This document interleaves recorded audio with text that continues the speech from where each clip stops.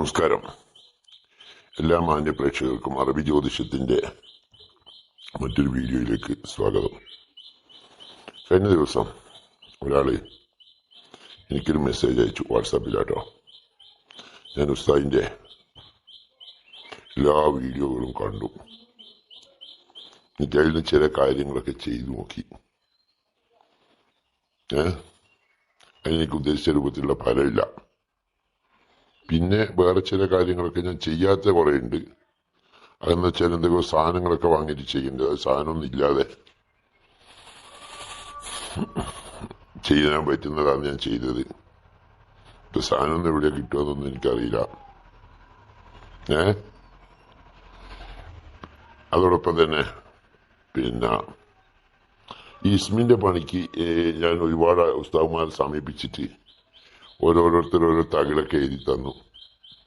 എന്നിട്ടും എന്റെ കാര്യം നടന്നില്ല. ഓരോരുത്തർക്ക് 5000 10,000 ഉറുപ്പിയൊക്കെ കൊടുത്ത ബാക്കി. എന്നൊക്കെ ഇയാളെ സംസാരം നീണ്ടു പോകുവാണ് കേട്ടോ. ഞാൻ ഇയാളോട് ചോദിച്ചു, എന്തിനു വേണ്ടിയിട്ടാണ് നിങ്ങൾ ഈ കർമ്മങ്ങളൊക്കെ ചെയ്യാൻ നോക്കിയ? അയാൾ പറഞ്ഞു, എനിക്കൊരു സ്നേഹബന്ധം ഉണ്ടായിരുന്നു, അന്ന് വശീകരണത്തിന് വേണ്ടിയിട്ടാണ്. ഇതാരാ പറഞ്ഞേ?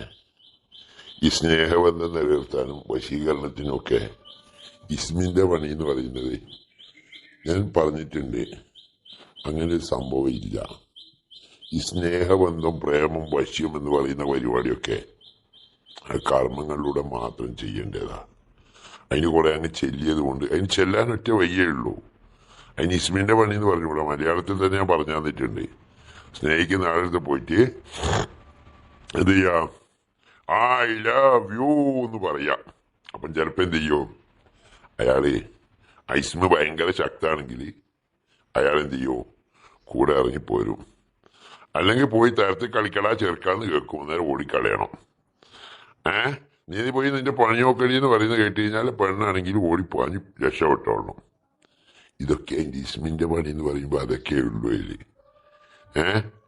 പ്രപഞ്ച ശക്തികളെ ഉപയോഗിച്ച് കർമ്മമണ്ഡലത്തിലൂടെ ഒരു വ്യക്തിയുടെ മനസ്സിനെ സ്വാധീനിച്ചെടുക്കുക എന്നതാണ് ഈ ബാബിലോണിയൻ തത്സമാത്ത രീതിയില് വശീകരണത്തിന്റെ മായന. അത് ഒരു മനുഷ്യന്റെ മനസ്സിനെ സ്വാധീനിച്ചെടുക്കണം. എത്രത്തോളം?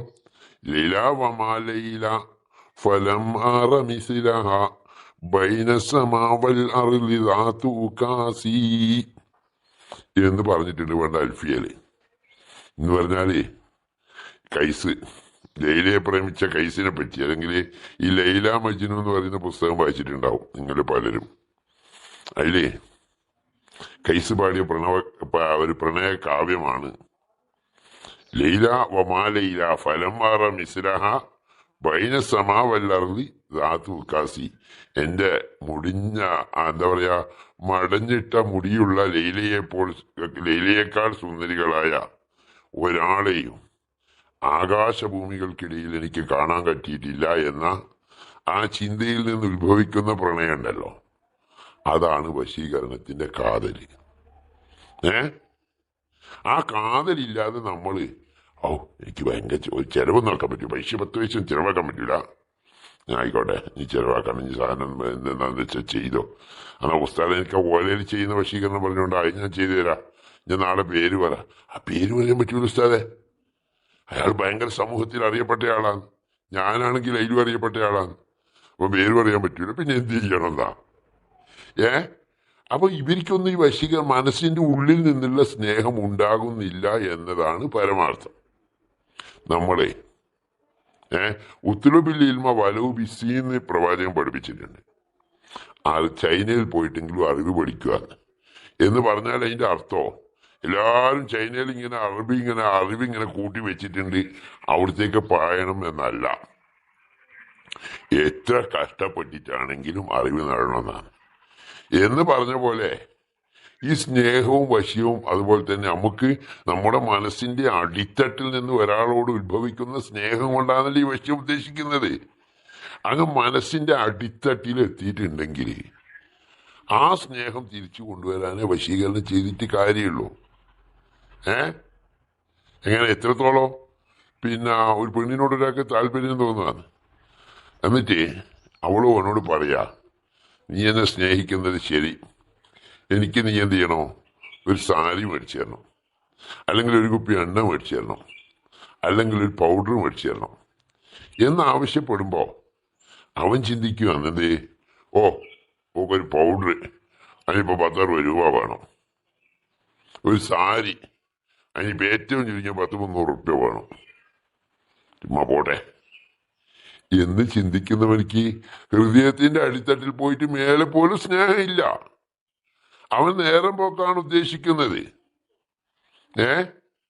അവൻ ഉദ്ദേശിക്കുന്നത് അവളെ വെറുതെ എൻ്റെ കൂട്ടത്തിലിങ്ങനെ നമ്മളുണ്ടല്ലോ ഈ റോഡിലൂടെ ഒക്കെ പോകുമ്പോൾ ഏതെങ്കിലും മറ്റേ അൾസേഷൻ നായ്ക്കുട്ടികളെങ്കിലും ആരെങ്കിലും പോയിട്ടുന്നേ പിന്നെ അൾസേഷൻ നായ്ക്കുട്ടികളെല്ലാം റോഡിലൂടെ നടന്നു പോകുമ്പോൾ മെല്ലെ നമ്മൾ കുറു കുറു കുറു എന്ന് കൈ കൊട്ടിട്ട് വിളിക്കും. എന്തിന്? അഥവാ നമ്മളെ കൂടെങ്കിൽ പോരുവാണെങ്കിലോ വെറുതെ ഇട്ടുവാണല്ലോ, ഇനി പോരട്ടെ. പണ്ടുള്ളവർ പറയാറുണ്ട് എന്ത്, പോയാലൊരു നീ ചോദിക്കുന്നതേ പോകുന്നുള്ളൂ, കിട്ടിയാലൊരാന, കിട്ടിയാൽ ഊട്ടി പോയാൽ ചട്ടി എന്ന് പറഞ്ഞില്ലേ. ഈ മാതിരി ചിന്താഗതിയുള്ള കുറേ എണ്ണോ വശീകരണത്തിന് ഇറങ്ങിയിട്ടുണ്ട്. ഇവര് ഈ പ്രണയത്തിന് കളങ്കാൻ അവർ വശീകരണത്തിന് കുഴപ്പമല്ല, അവർക്ക് നല്ല ചട്ടകം പഠിപ്പിച്ചിട്ട് ചന്തിക്ക് വെച്ച് കൊടുക്കാന്ന് വേണ്ടത്. ഇത്തരം കുറേ എണ്ണോ ഒരുപാട് പേര് ഇങ്ങനെ ബന്ധപ്പെടാറുണ്ട്. ഞാൻ പിന്നെ അവർക്ക് ചിലർ പക്ഷെ ഒരു കാര്യമുണ്ട് കേട്ടോ, അവർ പറഞ്ഞ് കാര്യങ്ങളങ്ങ് ബോധ്യപ്പെടുമ്പോൾ അവരെന്ത് ചെയ്യോ ഇതിൽ നിന്ന് പിന്തിരിഞ്ഞ് പോകും. ഉദാഹരണത്തിന് ഒരു പയ്യൻ എന്നിങ്ങനെ കോണ്ടാക്ട് ചെയ്തിട്ട് പറഞ്ഞു, ഉസ്താദേ എനിക്കിങ്ങനെ ജീവിതത്തിൽ മറക്കാൻ പറ്റൂല, ഞാൻ പോലും കഴിഞ്ഞ 3 മാസത്തോളം അങ്ങനെ ഇങ്ങനെ ജീവിച്ച, ഞാനിപ്പോൾ വിദേശത്തിലാ ജോലിക്ക് വന്ന് എനിക്കാണെങ്കിൽ എന്ത് വില കൊടുത്തിട്ടും അവിടെ എൻ്റെ ജീവിതത്തിലേക്ക് തിരിച്ചു കിട്ടിയേ പറ്റുള്ളൂ. ഉസ്താദ് എനിക്ക് ചെയ്യേണ്ടതെന്നറിയോ? ഓലയിലുണ്ടാകുന്ന വശീകരണ കർമ്മയില്ലേ, അതിന് എഴുതേണ്ട കാര്യങ്ങൾ ഒന്ന് അറബിയിൽ എനിക്ക് ടൈപ്പ് ചെയ്തിട്ടൊന്ന് ഇട്ടെന്നാൽ മതി. ഞാൻ ചോദിച്ചു, എന്തിനാ മോനെ ഇങ്ങനെ നിർബന്ധം പിടിക്കുന്നത്? എനിക്ക് അതിലുള്ള വേറെ എത്രങ്ങാനും കർമ്മങ്ങളുണ്ട്, അറബിയിൽ ഞാൻ എഴുതി തന്നാൽ എനിക്ക് വായിക്കാൻ കിട്ടുമോ? അപ്പോൾ അവൻ പറഞ്ഞു അതിൽ ഞാൻ കുറേതും നോക്കി. അപ്പോൾ ഒന്നിന് ഞാൻ വിളിച്ചു നോക്കിയപ്പോൾ ഒരു പിന്നെ ഈ അറബി ദ്രവ്യങ്ങളൊക്കെ കിട്ടുന്ന നമ്പർ കൊടുത്തിരുന്നു. ഞാൻ അതിൽ വിളിച്ചു നോക്കുമ്പോൾ 750 രൂപയാവും. അപ്പോൾ പിന്നെ പൈസ മുടക്കാനൊന്നും കഴിയില്ലല്ലോ. അപ്പം ഞാൻ പറഞ്ഞു, മോനെ നീ ചെയ്യരുത്.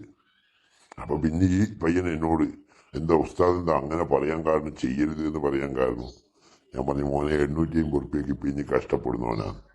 അതേസമയം നീ എങ്ങാനോ ചെയ്തിട്ട് കഷ്ടകാലത്തിന് ഓള് നിന്നോട് സംസാരിക്കാൻ തുടങ്ങിയാൽ ആദ്യം ഓള് പറയും എനിക്കൊരു മൊബൈൽ വേണം, 12,000 മിനിമം 12,000 13,000 ഉറുപ്പ്യ വേണം. നീ അത് കൊടുക്കൂല, അപ്പോൾ അന്നേരം തന്നെ വിട്ടുപോകും. ഇനി അത് കൊടുത്ത് പിന്നെ ഓളെ അടുത്ത ചോദ്യം എനിക്കൊരു സാരി വേണം, അല്ലെങ്കിൽ എനിക്ക് അങ്ങനെ വേണം. ഇനി അതൊന്നും ചോദിച്ചിട്ട് അവൾ വിവാഹം കഴിക്കണം. പണ്ടൊക്കെ നമ്മളൊക്കെ വിവാഹം കഴിക്കുന്ന സമയത്ത് എന്ന് പറഞ്ഞാൽ പെണ്ണിന്റെ കൂട്ടക്കാർ പൈസ ഇങ്ങോട്ട് തരുവേനും കല്യാണത്തിന്. ഇപ്പൊ ഒന്നുമില്ല, ചെറുക്കന്മാരെ തന്നെ ഉണ്ടാക്കണം. ഒരു കല്യാണം നടത്തുന്നത് നമ്മളെ മുസ്ലിം കമ്മ്യൂണിറ്റിയിൽ പ്രത്യേകിച്ചും ഇപ്പോഴത്തെ ചുറ്റുപാടത്തിൽ എന്ന് പറഞ്ഞാൽ പെണ്ണിന്റെ കൂട്ടക്കാർക്കാണ് പണ്ട് ചെലവെന്ന് പറഞ്ഞല്ലോ, ഇപ്പൊ ചെക്കന്റെ കൂട്ടക്കാർക്കാ. മിനിമം ഒരു ആവറേജ് നിലയിലുള്ള കല്യാണം നടത്തുന്നതിന് 17 ലക്ഷം 20 ലക്ഷം ഒക്കെയാണ് വേണ്ടത്. എന്തിന്? ഒരു 5 ആദ്യം ഒരു 25,000 രൂപ മുട്ടായി കൊടുക്കൽ മുതൽ തുടങ്ങി പിന്നെ കല്യാണം ചെലവ് എല്ലാം കൂടി വരുമ്പോൾ 10-17 ലക്ഷം രൂപ വരും. അതുകൊണ്ട് മോനെ നീ എന്താ ഈ പൈസ ഒന്നും നീ ഉണ്ടാക്കിയാൽ കൂടുന്നതല്ല, ആ പെണ്ണിനെ വിട്ടുകാളാ. എന്നാലും ഉസ്താദ് ഒന്ന് ചെയ്തു തരി, ഓളെങ്കിലും ജീവിതത്തിലേക്ക് വരട്ടെ.